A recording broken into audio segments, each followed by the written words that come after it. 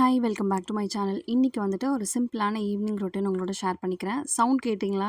டெய்லியும் ஈவினிங் டைமில் இப்படி தான் நிறைய பேர்ட்ஸோட சவுண்ட் இருக்கும். இந்த டைரெக்ஷனில் சன்செட் இருக்கும். அழகாக இருக்கும் இந்த வியூ பார்க்கவே. இன்றைக்கி ஈவினிங் ரொட்டீன் தான் பார்க்க போகிறோம். இதில் செவ்வாய் ஹோரை பூஜைக்கு நான் என்னெல்லாம் ரெடி பண்ணுறேன் அப்படிங்கிறதும் அண்ட் செவ்வாய் ஹோரை பூஜை எப்படி வந்து நம்ம கும்பிடணும் அப்படிங்கிறதும் நான் சில விஷயங்கள் எனக்கு தெரிஞ்சு ஷேர் பண்ணியிருக்கேன். ஸோ வீடியோவை வந்துட்டு மறக்காமல் ஃபுல்லாக பாருங்கள். ஸோ வாங்க இப்போது வீடியோக்குள்ளே போகலாம். இன்றைக்கி டியூஸ்டே ஈவினிங் வெற்றிலை தீபம் போடுறதுக்கு வந்து ஃபுல்லாகவே ப்ரிப்பேர் பண்ண வேண்டியிருக்கு. அண்டு மாவு அரைக்கிற வேலை இருக்குது, எல்லாமே இருக்குது. நான் எழில ஸ்கூல்லேருந்து கூட்டிகிட்டு வந்து விட்டுட்டு அவனுக்கு ஸ்கூல்லேருந்து வந்தோடனே சாப்பிட ஏதாவது வந்துட்டு ஊட்டி விட்டுருவேன். கண்டிப்பாக டெய்லியுமே வந்ததும் சாப்பாடு ஊட்டிட்டு அதுக்கப்புறம் தான் ஸ்நாக்ஸ் பால் எல்லாமே கொடுப்பேன். ஸோ ஒரு 4 o'clock போல் தான் இந்த விலாக் வந்து எடுத்திருந்தேன்.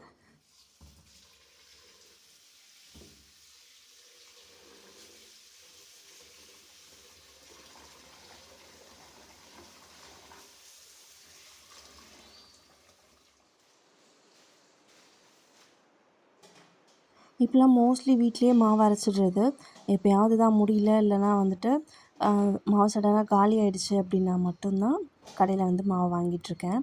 என்னோடய கிரைண்டர் வந்து கொஞ்சம் ப்ராப்ளமாக இருக்குது. ஸோ அதில் அரைக்கிறதுக்கு சோம்பேறித்தனப்பட்டுட்டே வந்து மாவு அரைக்காமல் இருந்தேன். இன்னொரு விஷயம் வந்துட்டு, எனக்கு உளுந்து எடுத்தேன் அப்படின்னா கண்டிப்பாக வீசிங் வந்துடுது. அந்த ரீசனுக்காகவுமே வந்துட்டு யோசிச்சு தான் வந்துட்டு மாவு அரைப்பேன். இப்போ சம்மருங்கிறதுனால என்னென்னு தெரியல, அந்தளவுக்கு எனக்கு வீசிங்குமே இல்லை. 2வது நான் மாவு அரைச்சாலும் வீசிங் வந்துட்டு எப்பயாவது தான் வருது. ஸோ அதனால் அப்படியே வந்துட்டு மாவு அரைக்கிற ரொட்டீனுமே வந்துட்டு ஆட் பண்ணியாச்சு. பார்ப்போம் வின்டரில் இல்லை ரெய்னி சீசனில் எப்படி இருக்குதுன்னு சொல்லிட்டு தெரியல. அந்த டைம்லேயும் ஒன்றும் ப்ராப்ளம் இல்லை. நான் ஸ்பேச்சுலா வச்சு கம்ப்ளீட்டாக வழித்து எடுத்துக்கிறேன். இப்போலாம் கை வைக்காமலே அந்த மாதிரி மாவு அரைச்சி எடுத்துப்பேன்.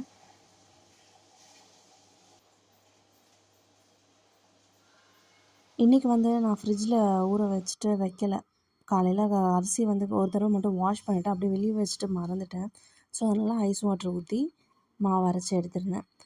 ஐஸ் வாட்டர் இல்லைன்னா வந்து ஃப்ரிட்ஜில் வச்சுட்டு எடுக்கும்போது நம்மளுக்கு அந்தளவுக்கு ரொம்ப ஹீட் ஆகாது அப்படின்னு சொல்லுவாங்க. ஸோ அதனால் நான் அதை ஃபாலோ பண்ணிகிட்ருக்கேன். நான் ஐஸ் வாட்டர் ஊற்றி அரைச்சிக்கிட்டேன்.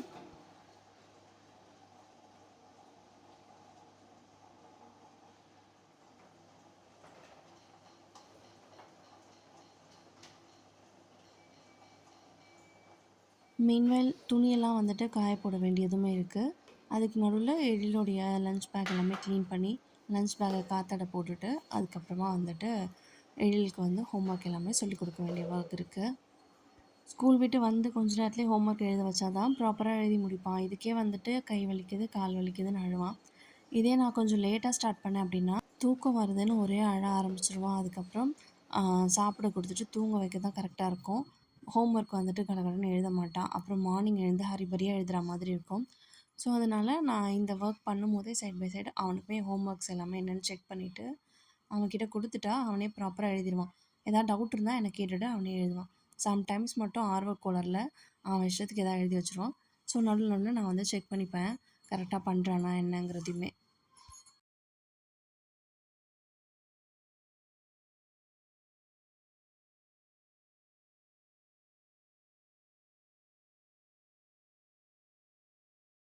ரைட்டிங் டேபிள் இருக்குது. அது வந்து தரையில் உட்காந்து எழுதுகிற மாதிரி இருக்கும். அது வந்துட்டு அவர் கம்ஃபர்டபுளாக இல்லைன்னா உள்ள பெட்டுக்கு வா போய் எழுதலான்னு சொல்லுவான்.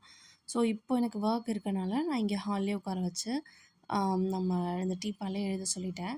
அதுக்கு தான் வந்து புலம்பிகிட்டே இருக்கான். உள்ளே எழுதலாம், நீயும் வா நீயும் வான்னு சொல்லிட்டு கூடவே உட்கார சொல்லிகிட்ருக்கான். பட் வேலை இருக்குது, நீ எழுதிட்டுரு, அம்மா வரேன்னு சொல்லிவிட்டு நான் போய் என்னோடய ஒர்க் எல்லாமே பார்த்துட்ருந்தேன்.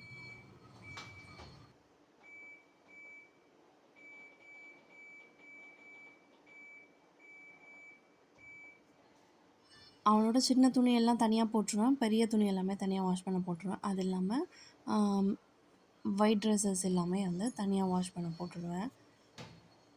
இதுக்காகவே வந்துட்டு ஒரு 3 டைம்ஸ் வந்துட்டு வாஷிங் மிஷின் போடுற மாதிரி இருக்கும். ஒரு தடவை நான் வந்து துணி வாஷ் பண்ணும்போதும். இப்போது சாமி ரூம் வந்துட்டு ஆல்மோஸ்ட் ஒரு 2 months கிட்ட நான் சாமி வந்து ப்ராப்பராக கும்பிடல. இடையில ஒரு தடவை மட்டும் வாஷ் பண்ணிவிட்டு கும்பிட்டேன். அதுக்கப்புறம் அப்படியே தான் இருக்குது. வேறு எதுவுமே வந்து பண்ணலை. பிகாஸ் ஹாஸ்பிட்டல் அது இதுன்னு சொல்லி அலைஞ்சிட்டே இருக்கிறனால. இன்றைக்கி வந்து ஃபுல்லாகவே எடுத்து தேய்ச்சிட்டு அதுக்கப்புறமா வெற்றிலை தீபம் ஏற்றுறதுக்கு ரெடி பண்ணலான்னு சொல்லி பிளான் பண்ணியிருந்தேன்.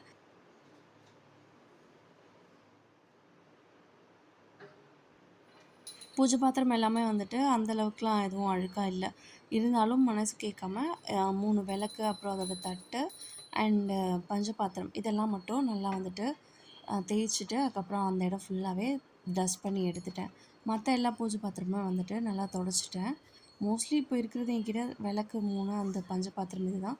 மீதி எல்லாமே வந்துட்டு சிலை தான். அது எல்லாமே நானு நெக்ஸ்ட் டைம் சாமி கும்பிடும்போது வாஷ் பண்ணிக்கலாம்னு சொல்லிட்டு, அப்படியே தொடச்சு மட்டும் வச்சுட்டு, விளக்கு அப்புறம் அந்த நடு வீட்ல இருக்க தட்டு இதெல்லாமே தேய்ச்சு, விளக்கேத்தி சாமி கும்பிட்டுருந்தேன்.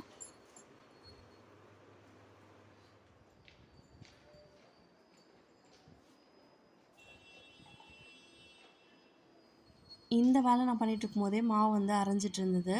கொஞ்சம் வந்துட்டு ஒரு மாரி ஹீட் ஆன மாதிரி இருந்தது. அதனால கொஞ்ச நேரம் ஆஃப் பண்ணி வச்சுட்டு, அதுக்கப்புறம் நான் இந்த ஒர்க் பண்ணிட்டு நடுவுல நடுவுல போய் பார்த்துட்டு அப்புறம் தான் வந்து ஆன் பண்ணி விட்டுருந்தேன். ஸோ, அதனால நான் இதெல்லாம் முடிக்கும்போது தான் எனக்கு அரிசியே அரைஞ்சிருந்தது. அதுக்கப்புறம் தான் வந்துட்டு நான் உளுந்து போட்டிருந்தேன்.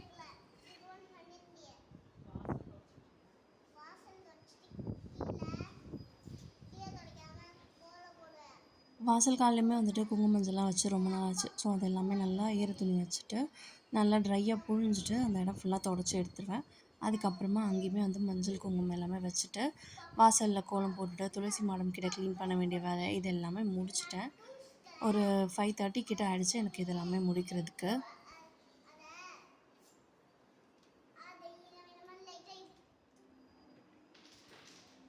ஏதாவது ஒரு விஷயம் வந்து பேசிக்கிட்டே தான் இருப்பான் எழில் என்கிட்ட. ஏதாவது நான் வேலை செய்யும்போதும் என் பின்னாடியே என்னை சுற்றி சுற்றி வந்துக்கிட்டே தான் இருப்பான். அவன் கேட்குற கேள்விக்கெல்லாம் பதில் சொல்லிக்கிட்டே நம்ம வேலையை வந்து பார்த்துட்ருக்க மாதிரி தான் இருக்கும். நிறைய கேள்வி கேட்பான். 1, 2 கேள்வியோடலாம் நிறுத்த மாட்டான். ஒரு விஷயம் கேட்குறான் நம்ம பதில் சொன்னோன்னா, அதுக்கு அடுத்தடுத்து அதுலேருந்து அடிஷ்னலாக நிறைய கேள்வி எப்படி தான் அவனுக்கு மட்டும் தோணும்னு தெரியல. எல்லா குழந்தைங்களும் இப்படி தான் நினைக்கிறேன்.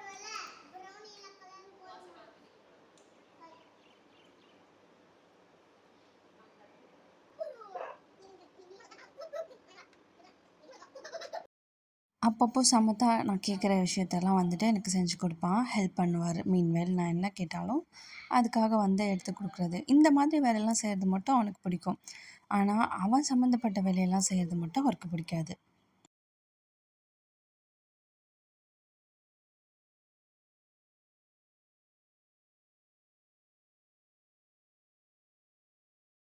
இந்த துளசி செடி நிறைய டேமேஜ் ஆகி அடிபட்டு கிளையெல்லாம் உடஞ்சி இப்போ திரும்பியும் வந்துட்டு க்ரோ ஆகிட்டுருக்கு. சைடில் வந்துட்டு ஒரு துளசி செடியுமே வந்துட்டு அத்தை எடுத்துகிட்டு வந்தாங்க இங்கேருந்தோ. அதையுமே சேர்த்தே நட்டு வச்சுருக்கேன். ஸோ இப்போதைக்கு வெளியில் இருக்கிற ஒர்க் எல்லாமே முடிச்சாச்சு. சின்ன சின்ன வேலையெல்லாம் சாமிக்கிட்ட ஃபுல்லாக தொடச்சி வச்சுட்டேன். இதை முடிச்சுட்டு கையோடவே பூஜை பாத்திரம், விளக்கு, பஞ்ச பாத்திரம் இதெல்லாம் வந்து தேய்ச்சி எடுத்துகிட்டு வந்து அதையுமே தொடச்சி அது எல்லாத்துக்குமே குங்கும மஞ்சள் வச்சு ரெடி பண்ணி வச்சுட போகிறேன். கரெக்டாக இருக்கும் 8 மணிக்கு நான் விளக்கு ஏற்றுறதுக்கு சரியாக இருக்கும். வெத்தலை மட்டும் என்கிட்ட இல்லை. ஸோ அவரை வாங்கிட்டு வர சொல்லியிருக்கேன். அவர் வாங்கிட்டு வந்த பிறகு பூ போட்டுட்டு வெத்தலை வந்துட்டு வச்சு வெத்தலை தீபம் ஏற்றிடுவேன்.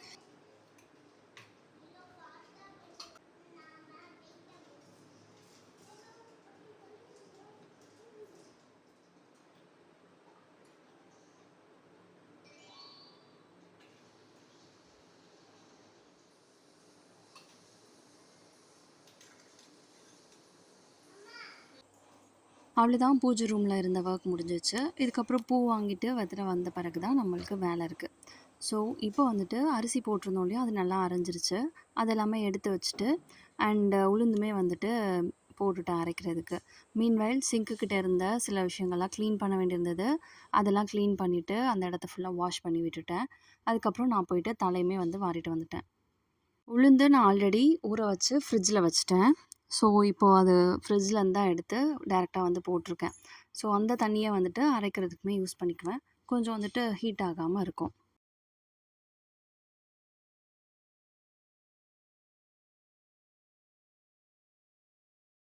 என் பின்னாடியே தான் சுற்றிட்டு இருந்தான். ஏதாவது ஒர்க் இருக்கா? ஏதாவது வேலை செய்யட்டுமா? நான் உனக்கு ஹெல்ப் பண்ணட்டுமான்னு சொல்லி கேட்டுகிட்டே இருப்பான். சுற்றி சுற்றி வருவான். அப்படியே வந்துட்டு மாவு எப்படி அரையும்? இதெல்லாம் என்ன பண்ணணும்? அப்படின்னு சொல்லி கேட்டுகிட்டே இருந்தான். அப்புறம் கொஞ்ச நேரம் தூக்கி காமிச்சேன். இது மாதிரி தான் அரையும். ஏன் இத்தனை கல் இருக்குது? இது ஏன் இந்த சைடு சுற்றுது? அந்த நடுவில் இருக்க அந்த டிவைடர் மாதிரி ஒன்று இருக்கும் இல்லையா? அது ஏன் இருக்குது? அப்படின்னு ஏகப்பட்ட கேள்வி கேட்டுட்டு இருந்தான். எல்லாமே சொல்லிட்டு இருந்தேன். அதுக்கப்புறம் அதெல்லாம் தெரிஞ்சோடனே சரி ஓகே, என்னை இறக்கி விடு, நான் போய் விளையாடுறேன்னு சொல்லிட்டு ஓடிட்டாரு.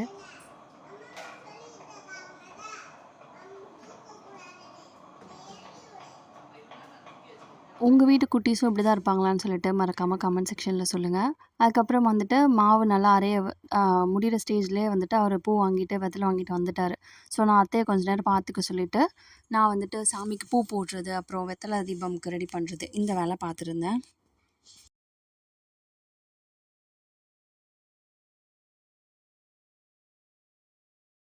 வெத்தல தீபம் வந்துட்டு செவ்வாய் ஹோரையில போடுறது ரொம்பவே நல்லது. முருகப்பெருமானுக்கு வெற்றிலை தீபம் செவ்வாய் ஹோரையில 3 நேரம் வரும். அந்த டைம்ல நீங்க போட்டு விளக்கேத்துனீங்க அப்படின்னா, உங்களுடைய எல்லா கஷ்டங்களும் வந்துட்டு தீரும் அப்படிங்கிறது ஒரு ஐதீகம்.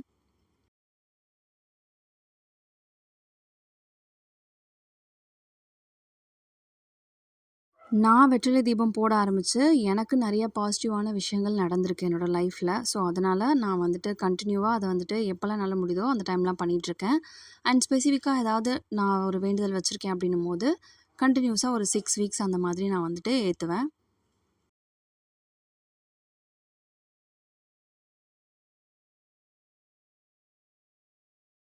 செவ்வாய் ஹோரை பொதுவா 3 நேரத்தில வரும். செவ்வாயில வரக்கூடிய ஹோரை நேரத்த தான் வந்துட்டு நம்ம விளக்கேத்த பயன்படுத்திக்கிற அந்த நேரம்.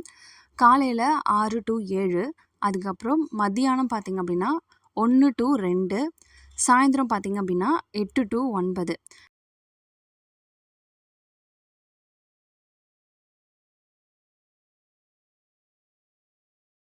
நான் ஒரு 2 இயர்ஸ் முன்னாடிலேருந்து வெற்றிலை தீபம் போடுறது வந்து ஃபாலோ பண்ணிகிட்ருக்கேன்.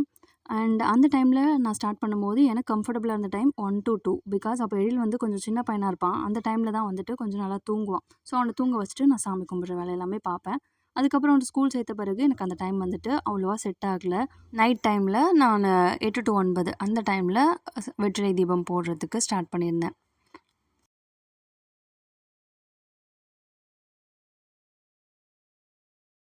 சொல்லப்போனா எனக்கு மதியான நேரத்தில நான் சாமி கும்பிட்டேன் அந்த டைம விட, நைட்டு கும்பிடுறது ரொம்பவே வந்து கம்ஃபர்டபுளா இருந்தது. என் ஒர்க்லாம் முடிஞ்சிரும். எழிலும் வந்துட்டு ஆல்மோஸ்ட் எல்லா ஒர்க்கும் முடிஞ்சு சாப்பாடுலாம் கொடுத்து செட்டில் ஆயிடுவான். ஸோ நான் கொஞ்சம் ஃப்ரீயா வந்து சாமி கும்பிடுற மாதிரி இருந்தது. இப்போ கொஞ்சம் சேட்டை பண்ணிட்டு தான் இருப்பான். தூங்குறதுக்குலாம் நேரம் ஆகுது. பட் நான் இந்த டைம் ஷிஃப்ட் ஆன டைம்ல எனக்கு இது கரெக்ட்டா இருந்தது.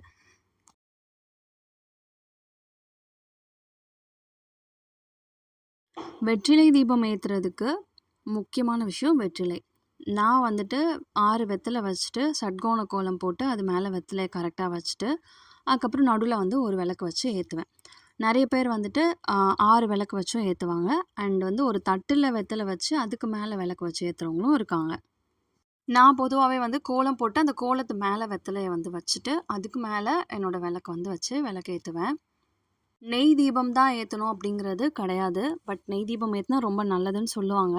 நான் என்கிட்ட நெய் இருந்தா நெய் ஊத்தி ஏத்திருவேன். அப்படி இல்ல அப்படின்னா, நானு நார்மலா எப்பவும் விளக்கேத்துறதுக்கு யூஸ் பண்ணக்கூடிய நல்லெண்ணெயே ஊத்தி நான் விளக்க வந்து ஏத்தி சாமி கும்பிடுவேன். என்னுடைய பூஜையில மோஸ்ட் ஆஃப் த டைம் நான் வெறும் நல்லெண்ணெய் ஊத்தி மட்டும் தான் விளக்கேத்தி இதுவரைக்கும் வெற்றிலை தீபம் பண்ணியிருக்கேன்.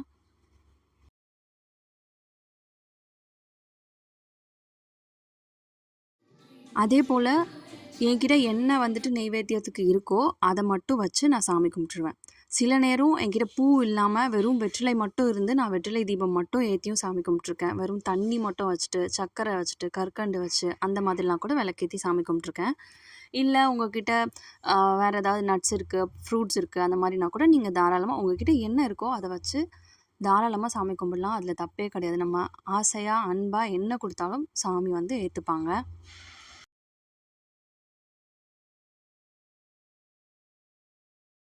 ஸோ, இப்படி தான் நான் வெற்றிலை தீபம் வந்துட்டு போடுறது ஃபாலோ பண்ணிட்டுருக்கேன். எல்லாத்துக்குமே ஒரு ரூல்ஸ் அண்ட் ரெகுலேஷன்ஸ் இருக்கு. பூஜைய பொறுத்தவரைக்கும் ஐ மீன் ரிச்சுவல்ஸ் இருக்கும். பட் நம்மளுக்கு எது கம்ஃபர்டபுளா இருக்கோ, நம்மளால என்ன முடியுதோ அதையுமே பண்ணலாம். அது தப்பே கிடையாது என்ன பொறுத்தவரைக்கும். நான் இதுவரைக்கும் இப்படி தான் சாமி கும்பிட்டுட்டுருக்கேன். என்னால முடிஞ்ச நேரத்தில தான் சாமி கும்பிடுவேன். மோஸ்ட்லி என்னால முடியல அப்படின்னா நான் சாமி கும்பிட மாட்டேன். நெறைய விஷயங்கள் இருக்கு. இதெல்லாம் தாண்டி நான் இப்படி தான் வந்து ஃபாலோ பண்ணிட்டுருக்கேன். எனக்கு சாமி எனக்கு தேவையானத குடுத்துட்டு தான் இருக்காரு.